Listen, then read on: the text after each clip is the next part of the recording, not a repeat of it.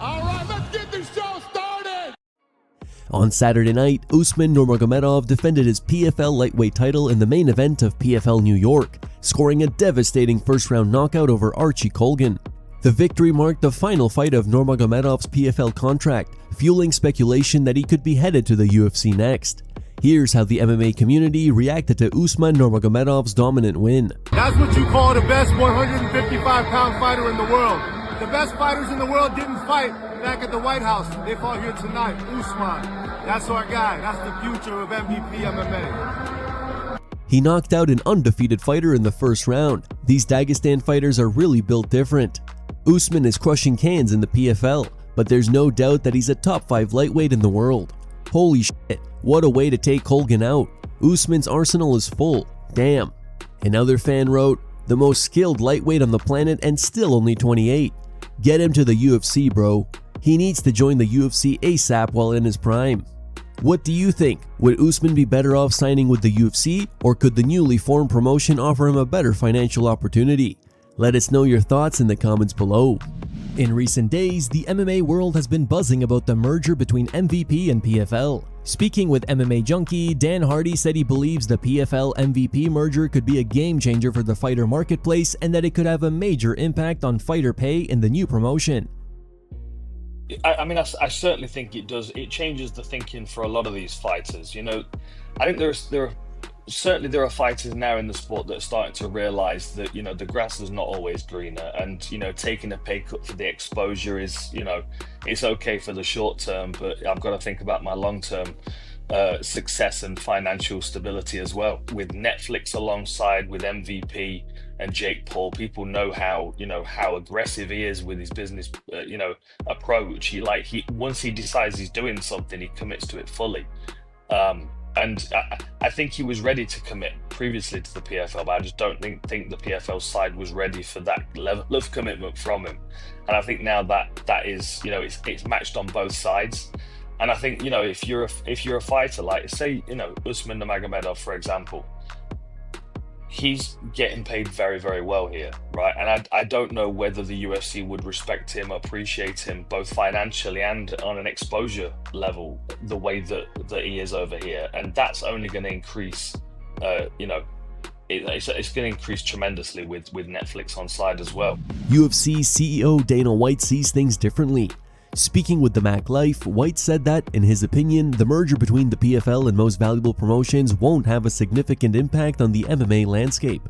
He said, I don't know anything about what they're doing. It probably makes sense when shit isn't working for anybody. We should all probably get together. Let's take two organizations that don't sell tickets and nobody watches, and let's merge them together and make a bigger company that won't sell tickets and nobody will watch.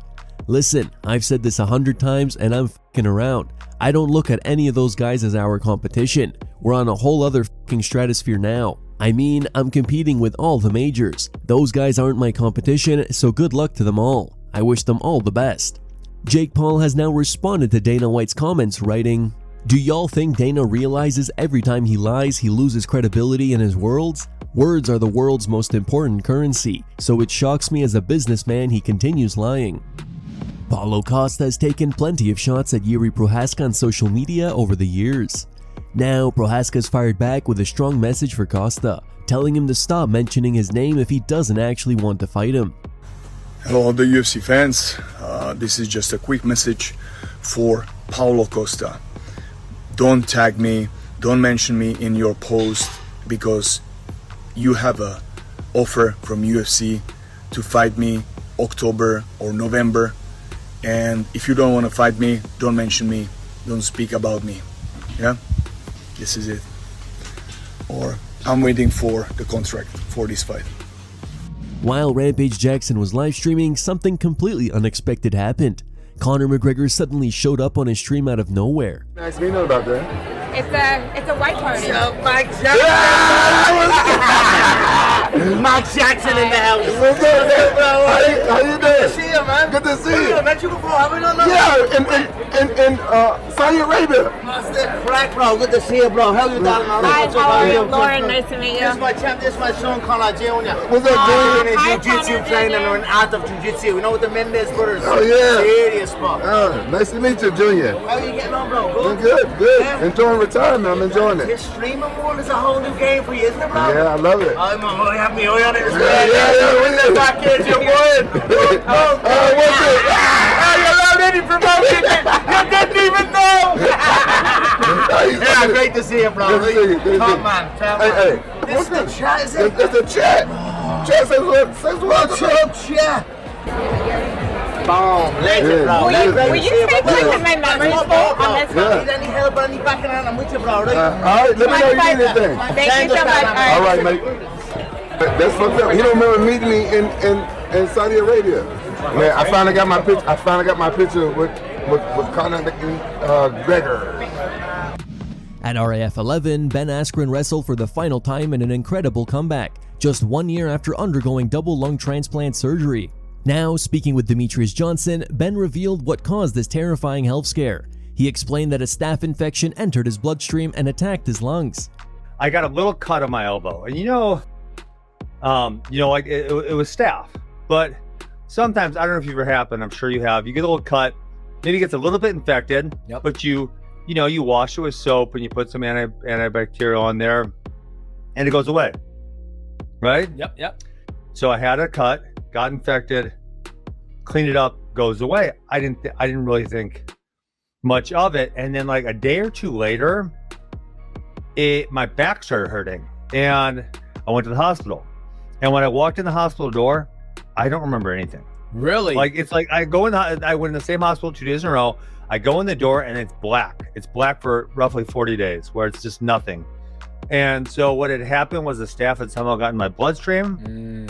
From there, it decided to attack my lungs. The pain I was feeling was my lungs eating themselves, something called necrotizing pneumonia. That was the pain I was feeling all those days. And I went into pretty much a coma almost right away.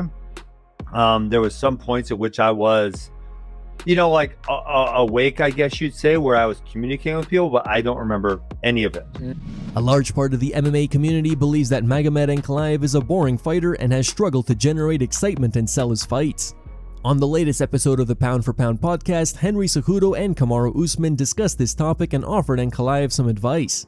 According to them, trash talk, controversy, and creating drama can play a major role in building a fighter's popularity and making fights more marketable. The UFC wouldn't want him as champion, dude. And I like Ankalaev. Alex Pereira has a shaman. He don't speak a lick of English, but he'll dance. He does skits with Nina Drama. We don't get that from Ankalaev. And when you have a snooze fest. You're right. Pereira hasn't spoke no English, but shaman. And he's willing to do little skits and little funny stuff. And I think that's where Ankalaev is just falling a little short. No shaman. Talking trash. Or for some people, it might be just expressing what you think you're going to do to that opponent. People like controversy. People like drama. A persona. And we don't see any of that from him. Quick heads up, guys. If you're enjoying the content, please give it a like, subscribe to the channel, and hit the hype button to help us reach more viewers. Now, back to the news.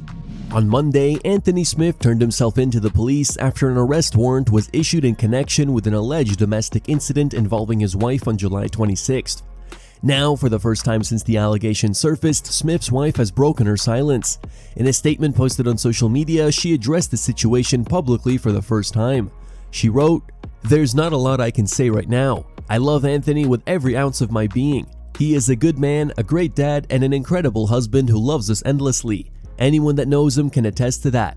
They made a mental health struggle into something it wasn't. I am safe and always was safe. He would never hurt me, ever. I called for help to protect him from himself." Brian Butler, Anthony Smith's longtime manager, also released a public statement addressing the allegations for the first time. He wrote, "Like every individual, Anthony is entitled to the presumption of innocence and the due process protections afforded under our justice system. We respectfully ask that people avoid rushing to judgment based solely on initial reports, as they often do not reflect the complete facts or context." Here are the top 3 memes found on the internet. Number 3 meme was posted by American Dream. Number 2 meme was posted by MMA On Point.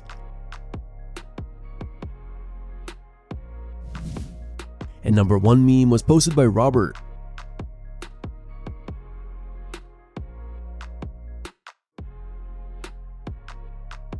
Thank you guys for watching. Don't forget to like this video and subscribe to the channel for your daily dose of MMA. Catch you tomorrow.